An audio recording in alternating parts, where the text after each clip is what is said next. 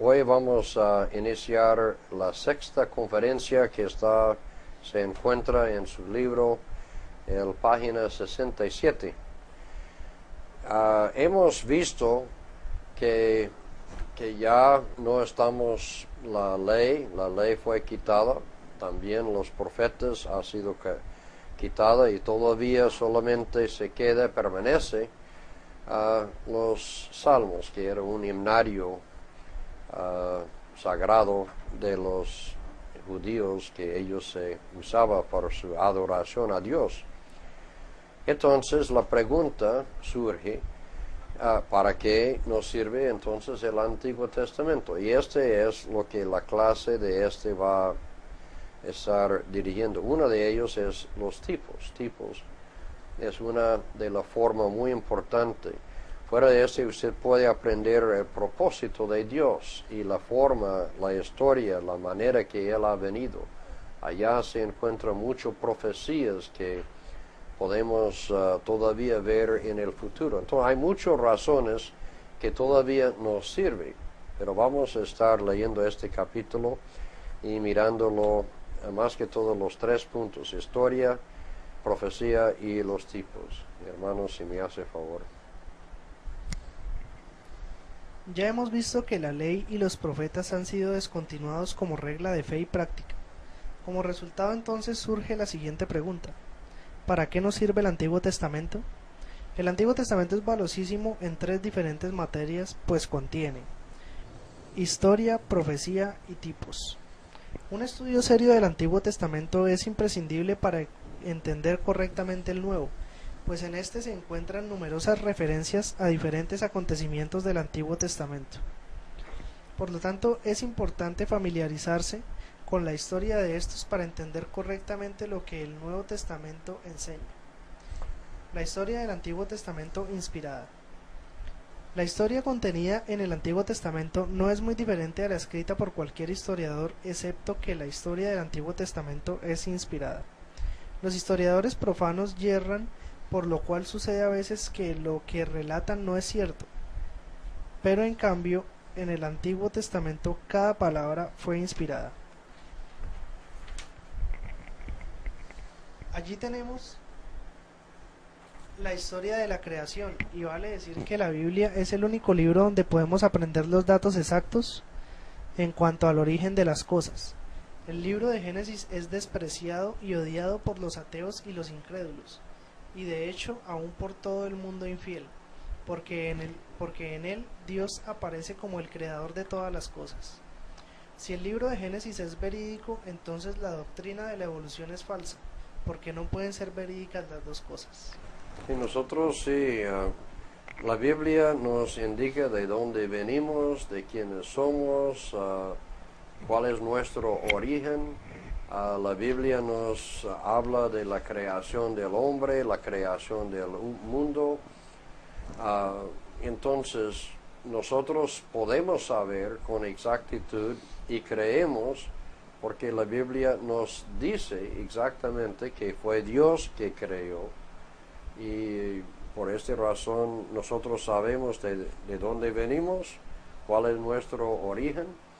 El evolucionista tiene que inventar que vino de una gran explosión, pero ¿explosión de qué? ¿De dónde vino las cosas para explotar? Entonces hay la masa, las cosas tienen origen de algo, se vino de algo. Entonces nosotros sí podemos decir, vino Dios lo creyó.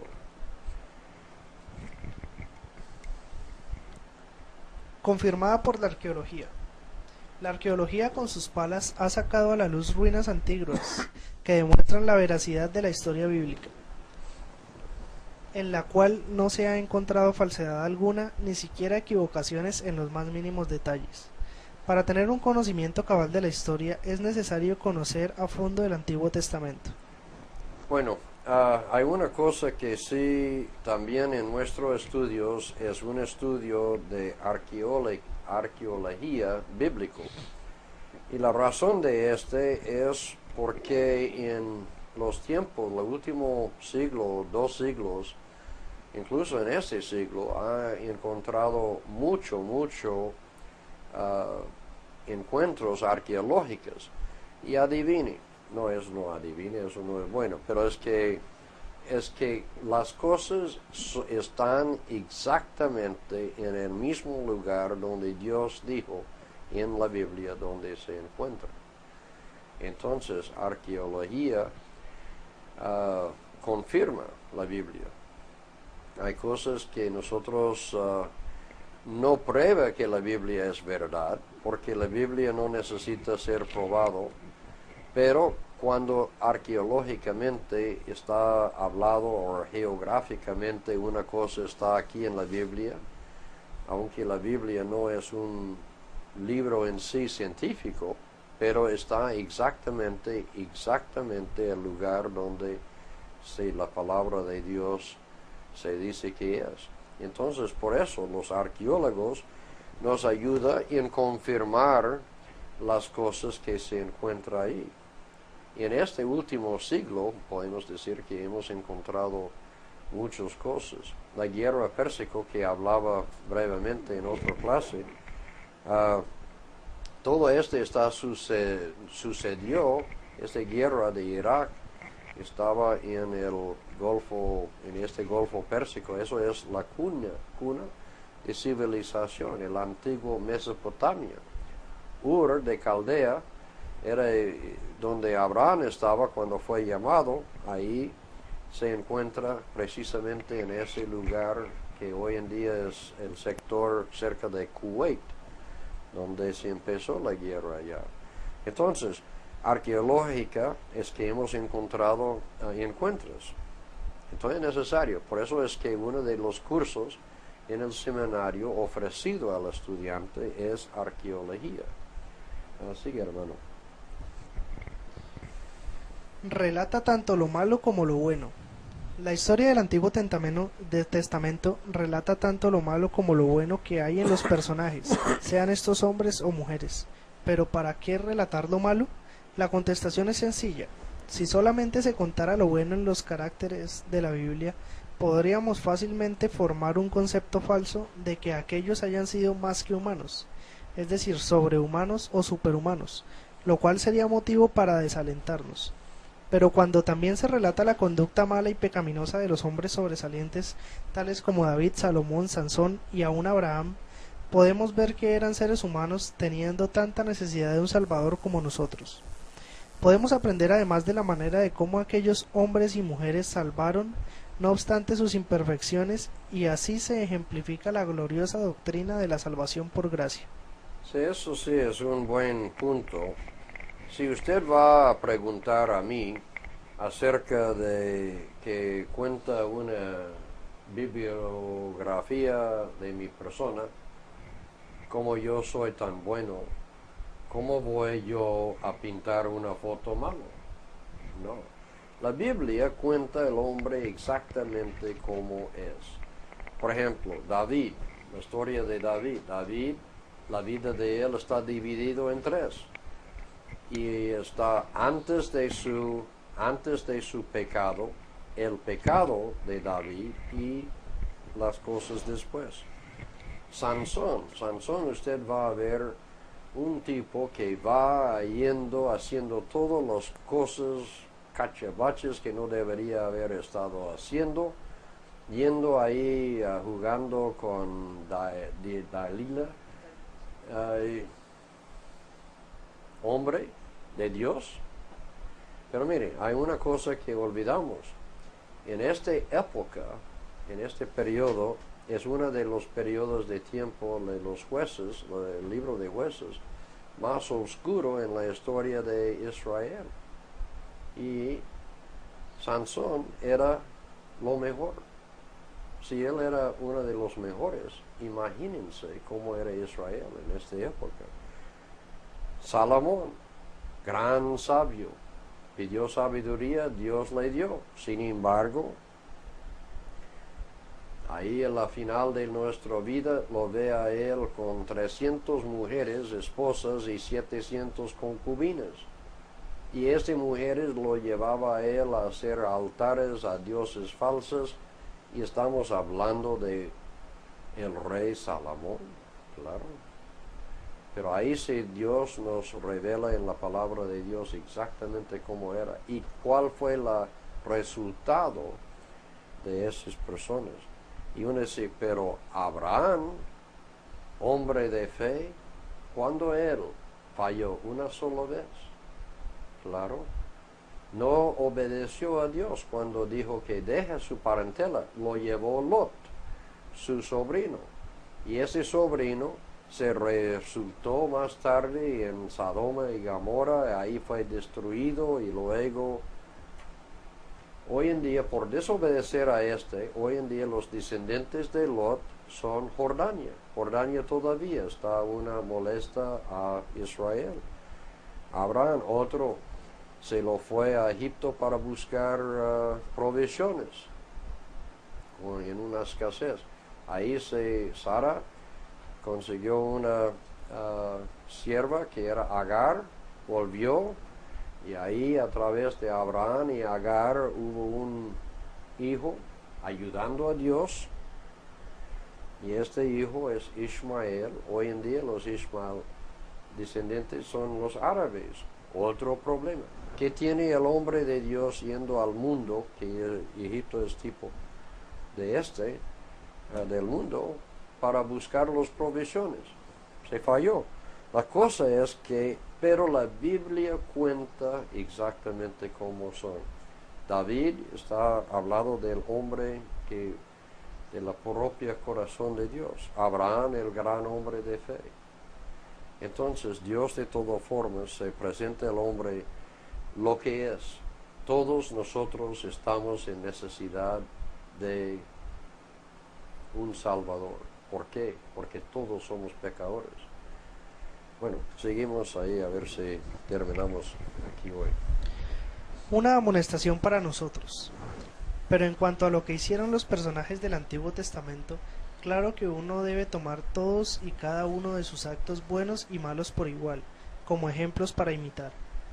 Más bien, sus fechorías nos sirven de amonestación fuerte.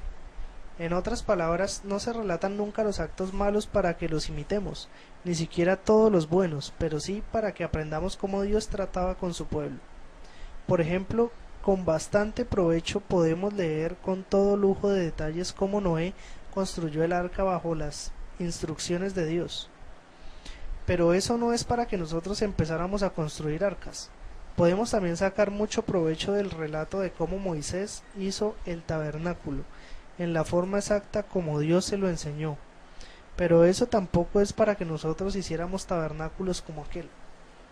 Con mucho beneficio podemos leer también cómo Abraham ofreció a su hijo Isaac en sacrificio, pero en esa forma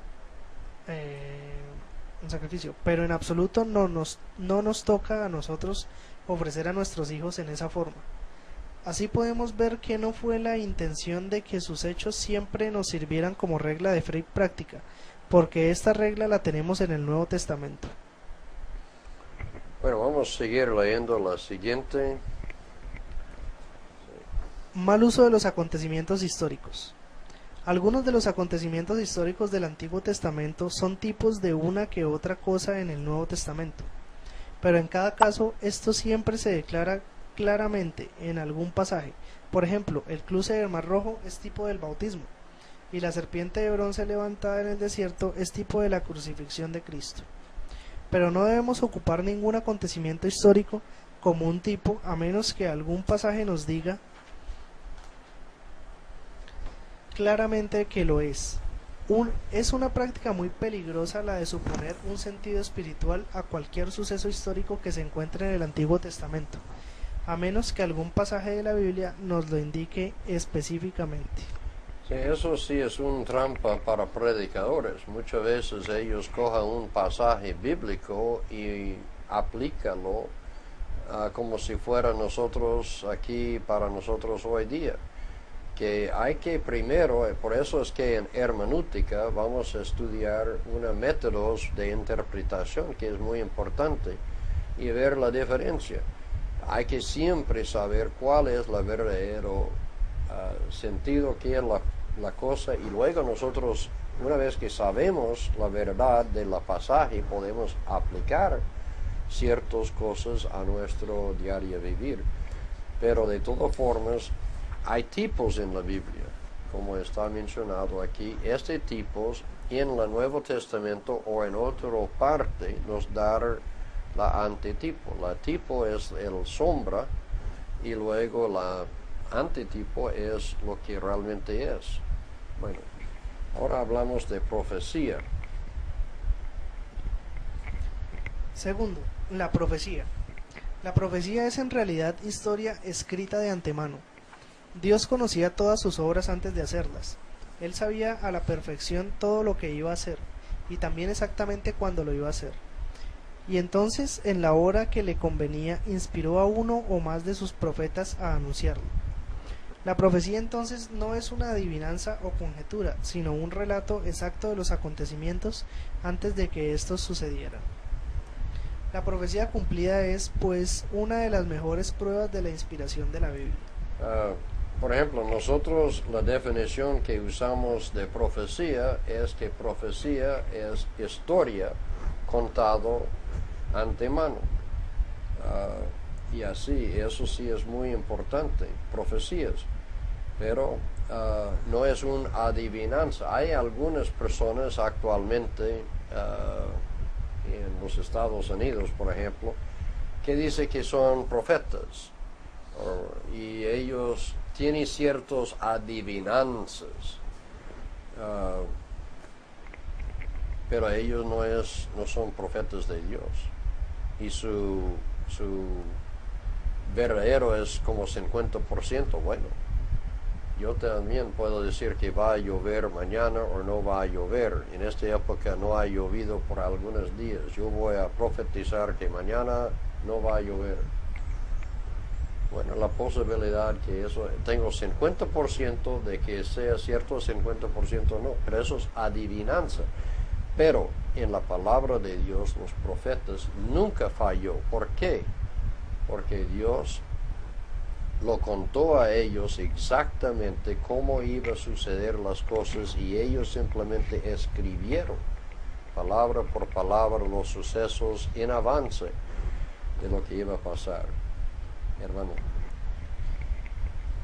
Ya no estamos bajo los profetas como regla de fe y práctica, pero siempre es cierto que todo lo que profetizaron se llevará a cabo sin falta. Y ya no acudimos a los profetas cuando queremos saber cómo hacer en cuanto a nuestra vida religiosa, pero sí podemos aprender de ellos lo que Dios tiene destinado para nosotros, y en fin, para todo el resto del mundo también. Los propósitos de Dios son revelados por los profetas. El estudiar la profecía es sumamente encantador y a la vez muy provechoso. Lo que Dios va a hacer se encuentra revelado en la profecía y lo que el hombre debe hacer se encuentra revelado en el Nuevo Testamento. Muy bien.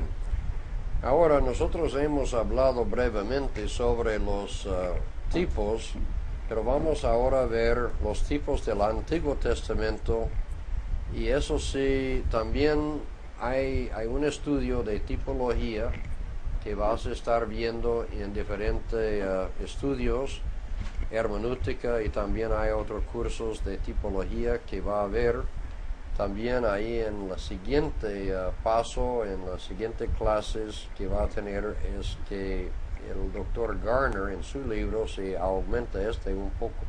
Vamos a leer y con terminamos la clase de hoy. Los tipos del Antiguo Testamento.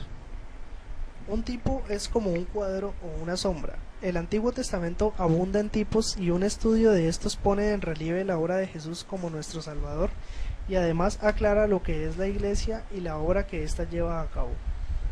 Un tipo es como una sombra de cosas por venir. Debemos hacer uso de los tipos mencionados en la Biblia, pero no debemos nunca ser culpables de fabricar tipos.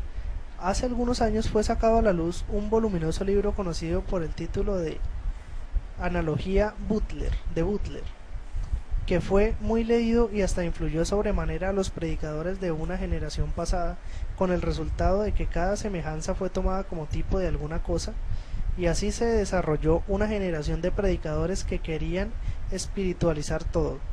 Todavía hasta el día de hoy se encuentran algunos que siguen haciendo esto. Se debe permitir que la Biblia se interprete exactamente conforme a lo que dice, siempre y cuando aparece alguna palabra no conocida, debemos hacer uso del diccionario, lo mismo como se haría en un estudio serio de cualquier otro libro o materia. El significado correcto de la Biblia es precisamente conforme a lo que dice. Con frecuencia me pregunto sobre el sentido de algún pasaje y mi contestación siempre es: quiere decir exactamente lo que dice. En cierta ocasión un señor me preguntó sobre el significado del pasaje en Éxodo 4, versículo 1, donde Moisés echó su vara en tierra y ésta se hizo una culebra, y enseguida Dios le dijo a Moisés: extiende tu mano y tómala por la cola. Pues yo le contesté que lo que dice es exactamente lo que quiere decir. Pero parece que él no quedó completamente convencido e insistió preguntando cuál sería el significado de tomar la culebra por la cola. Le contesté que eso sencillamente quería decir que no la tomara por la cabeza ni por la mitad, sino por la cola. Él dijo entonces: ¿pero no es posible que tenga algún sentido figurado o espiritual? Pues no, le dije, es que no puede tener ningún significado espiritual, ni tampoco puede ser un tipo de ninguna clase, por la sencilla razón de que la Biblia no dice en ninguna parte que se debe usar así. El Espíritu Santo nos ha dejado todos los tipos que ha querido, y no debemos ser culpables de fabricar otros, porque eso se clasificaría como el enmendar la palabra de Dios, cosa que equivale a añadir a la Biblia. Al leer en Éxodo en el capítulo 12 acerca de la Pascua, y luego en 1 Corintios 5:7, donde declara que Jesús es nuestra Pascua, consta que la Pascua es un tipo porque la Biblia lo dice. También al leer donde Moisés levantó la serpiente en el desierto, en Números capítulo 21 versículo 5, sabemos que es un tipo de Cristo, porque Jesús dijo en Juan 3:14: y como Moisés levantó la serpiente en el desierto, así es necesario que el Hijo del Hombre sea levantado. Cada cosa y cada acontecimiento en la Biblia que haya sido incluido con el propósito de servir como un tipo siempre se encuentra mencionado en ese sentido por alguno de los escritores inspirados. Por eso jamás debemos ser culpables de inventar tipos, porque el Espíritu de Dios nos ha dado una talla completa de todo lo que necesitamos. Muy bien. Aquí dice, resumiendo, la historia del Antiguo Testamento demuestra la debilidad inherente y la imperfección de la raza humana, para consiguiente la necesidad de un Salvador, la historia. O sea que nosotros tenemos la historia que nos da de cómo Él va a venir. La profecía del Antiguo Testamento predijo la venida, el sufrimiento y la muerte del Salvador. También hay profecías que en Ezequiel y Zacarías y todo, que todavía está refiriendo a la futuro. Pero es que estas cosas, por eso es importante que también lo veamos y leemos las profecías y en el Antiguo Testamento. Pero eso ya se acabó. Las profecías todavía que es por hacer está vigente, pero no la profecía en sí del Antiguo Testamento. Los tipos del Antiguo Testamento sirven como una sombra que se proyecta hacia adelante, dibujando lo que el Salvador prometió iba a ser para salvarnos. Entonces, por lo tanto, el estudio del Antiguo Testamento es muy provechoso. Si usted entiende bien el Antiguo Testamento, es una buena base y le da firme base para que tú entiendas los cumplimientos cuando se llegó en el Nuevo Testamento. Bueno, con este vamos a terminar la clase, y quiero que ustedes de todas formas recuerden que hay cuestionarios al final de los capítulos. Usted necesita contestarlos. Y presentar cuestionarios a su pastor o a su campus, o escanearlos. Vamos a estar bien fijo de cómo se va a estar enviándonos sus respuestas de Bueno, que Dios le bendiga entonces hasta la siguiente clase en análisis bíblico.